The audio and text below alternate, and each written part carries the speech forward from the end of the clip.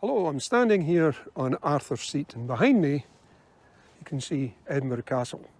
For a very long time, basically the headquarters of the British Army in Scotland, and at no more important point than in the years immediately after Culloden, because despite what has been told us by our historians, the period directly after Culloden was a very, very, very frenetic time in Scotland, and the British Army were extremely busy.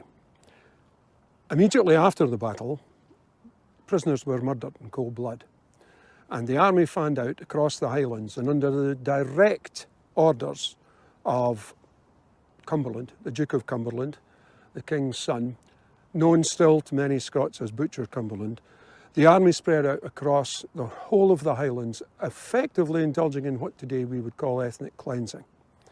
This brutal period of our history has been long ignored, though there is a great deal of evidence.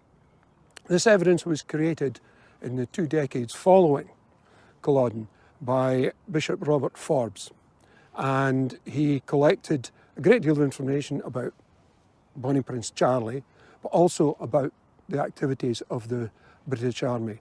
But it tells you a great deal about Scottish history that none of his work was published until 1834, and the entire book wasn't published until very late in the 19th century, because the realities of what was going on were not fit for human consumption as far as the establishment in this country were concerned. And Edinburgh Castle was, as I say, that was the headquarters of the British Army. But it also has another role to play in understanding that period, because in the library in Edinburgh Castle, there is a document. And I came across this document almost 20 years ago, and it's called the Cantonment Registers of the British Army, 1746 to 53. And in it, it delineates all the cantonments of the British Army in Scotland in that period. Now, a cantonment is basically a garrison. It can be as small as half a dozen men, right up to 300. And there were hundreds of these across Scotland. And what this document, which has until recently never been published, what this document clearly shows is that Scotland was under virtually blanket military occupation for much of the decade following Culloden. And there is a great deal of supplementary information which has been hiding away in books. We have things like what they call situation reports, or sit-reps, from a great many of these small cantonments, many of which contain language referring to the local people, which can only be understood as racist. Now, when I discovered this document in the course of researching cattle raiding, believe it or not, in the period after Culloden, I went to every institution charged with dealing with Scottish history and asked for help to have it transcribed, because it's just a simple handwritten document. And one excuse or another came from them all, generally along the lines, oh, we don't have a budget for that. And I was telling a bunch of students on a course in the old Yes Hub, a course on Radical Scotland, about this document, and I brought the document in with me, and I showed it to them. It's 300 pages long, and said I was having trouble transcribing it. So what did they do? They said, can we help? So what happened then was the Stennis Historical Society was formed, and the pages of the register were handed out, and people did a section each. And in a matter of a couple of months, we actually had a complete transcription of this document, and we could have it on computer for the first time.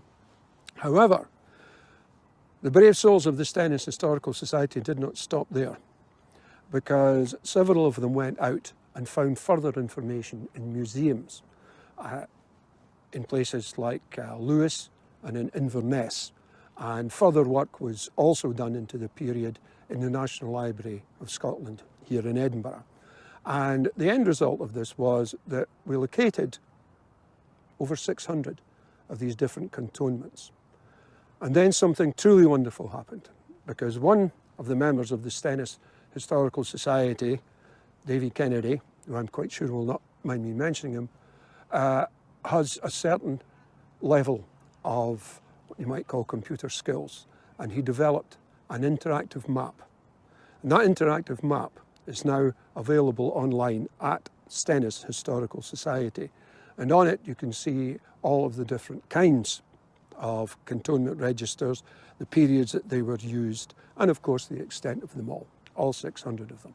And it is a wonderful document, and it is very illustrative of the biggest problem Scottish history has, which is that those charged with being in control of our history, the Scottish historians, have ignored this period. They've been happy to bow the knee to the British establishment and not talk about what actually happened in the 18th century. And it took a bunch of dedicated amateurs to actually bring this information out. And it is now available, and the period is now undergoing a major renovation. But there was one other thing came out in the course of doing the research into the cantonment registers and the period that we now call the occupation. And that is, we came across reference to the swords that were used by the Jacobite army in 1745-46. Many of them had been made in 1715. They had been manufactured somewhere in either Germany or in the Netherlands, and they all had the same message on them. And it's a message we would do very well to remember today, because the message is simple: prosperity to Scotland and no union. Because the reality is that the Jacobite cause in Scotland was much, much more about Scotland and its freedom than it was about the Stuarts.